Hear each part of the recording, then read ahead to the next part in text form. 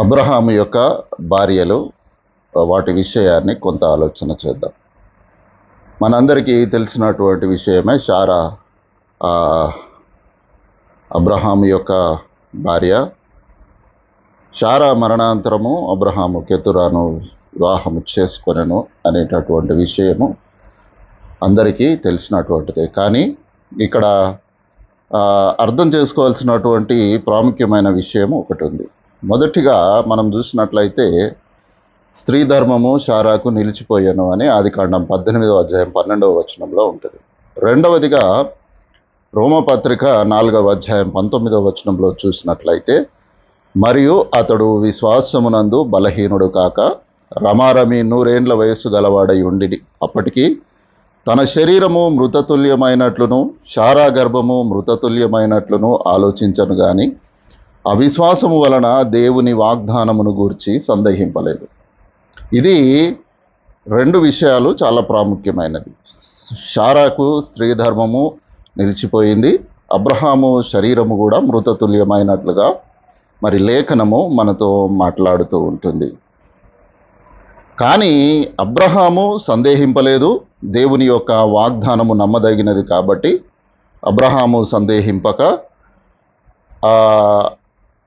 దేవుని నమ్మినందున అతడు విస్తారమైనటువంటి జనములకు తండ్రి అయ్యాను. హెబ్రీ పత్రిక 11వ అధ్యాయం 12వ వచనంలో చూస్తే, అందుచేత మృతతుల్యుడైనటువంటి ఆ ఒకని నుండి సంఖ్యకు ఆకాశ నక్షత్రముల వలె సముద్రం తీరమందలి లెక్కింపని శక్యము కాని ఇసుక వలెను సంతానము కలిగెను. ఇంతవరకు మరి ఇది అబ్రహాము యొక్క భార్య శారా గురించినటువంటి విషయం. అయితే ఇంతవరకు అబ్రహాము శారాకు దేవుడు చేసినటువంటి వాగ్దానము దేవుని యొక్క సంకల్పము అబ్రహాము నుండి నెరవేర్చబడింది.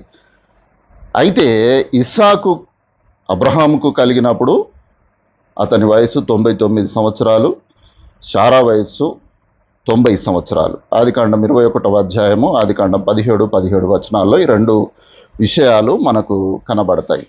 కాబట్టి ఇక్కడ అబ్రహాము మృతతుల్యుడైనటువంటి శరీరము కలిగిన వారు, శారా స్త్రీ ధర్మము నిలిచిపోయినటువంటి స్త్రీ.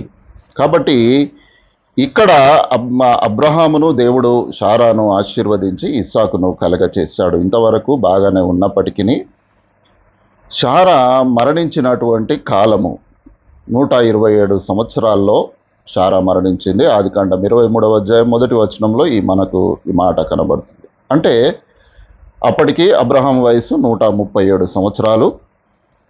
శారా మరణాంతరము అబ్రహాము మరలా వివాహము చేసుకొనెను. ఆమె పేరు కెతురా అనేటటువంటి విషయము ఇక్కడ మనము జ్ఞాపకం చేసుకోవాలి. ఎందుకొరకనగా ఇస్సాకు కలిగినప్పుడు అబ్రహాము మృతతుల్యుడైనటువంటి వాడుగా ఉన్నాడు. శారా మరణాంతరము కెతురాను వివాహం చేసుకున్నప్పుడు అబ్రహాము యొక్క వయసు 137 సంవత్సరాలు. ఆ తర్వాత అతనికి 6 సంతానము కలిగెను అనేటటువంటి విషయము కొంచెము ఆలోచించదగినటువంటి విషయము. ఎందుకొరకనగా 100 సంవత్సరములలోనే దేవుని కృప వలన ఇస్సాకును పొందినటువంటి అబ్రహాము 137 సంవత్సరాల తర్వాత 37 సంవత్సరాల తర్వాత మరలా 6 సంతానమును కనుటకు శక్తి గలవాడుగా ఉన్నాడు. ఈ విషయము ఆలోచించాలి. ఎందుకొరకనగా బైబిల్ గ్రంథము ఏం చెప్తుందో మనము దాన్ని ఆలోచించాలి. ఆదికాండము 25వ అధ్యాయము 6వ వచనము, మొదటి దినవృత్తాంతములు 1వ అధ్యాయం 32వ వచనము, ఇక్కడ ఈ రెండు వాక్యాల్లో మనము గమనించినట్లయితే అక్కడ ఉపపత్నులు అని వ్రాయబడినట్లుగా మనము చూస్తాము. మరియు కెతురా అబ్రహాము ఉపపత్ని అని వ్రాయబడ్డది. అనగా హగరు మరియు కెతురా ఇద్దరు కూడా ఉపపత్రులు. అబ్రహాము శారా మరణించక ముందే కెతురా ద్వారా పిల్లలు కని ఉన్నాడు. శారా మరణాంతరము వివాహము చేసుకొని ఉండవచ్చును. అందుకోసమనే అక్కడ ఉపపత్ని అయినటువంటి కెతురాను శారా మరణాంతరం వివాహము చేసుకొని ఆ 6 పిల్లలను అక్కడ బైబిల్ గ్రంథంలో చూపించినట్లుగా మనకు కనబడుతూ ఉంటుంది. కాబట్టి దీనిని మనము అర్థం చేసుకోవాలి. బైబిల్ గ్రంథము వారిని ఉపపత్నులు అని బహువచనము మాట్లాడడము హగరు మరియు కెతురా ఇద్దరు కూడా అబ్రహాం యొక్క ఉపపత్నులుగా ఉన్నారు. ఇది మరి బైబిల్ గ్రంథంలోని కొన్ని విషయాలు.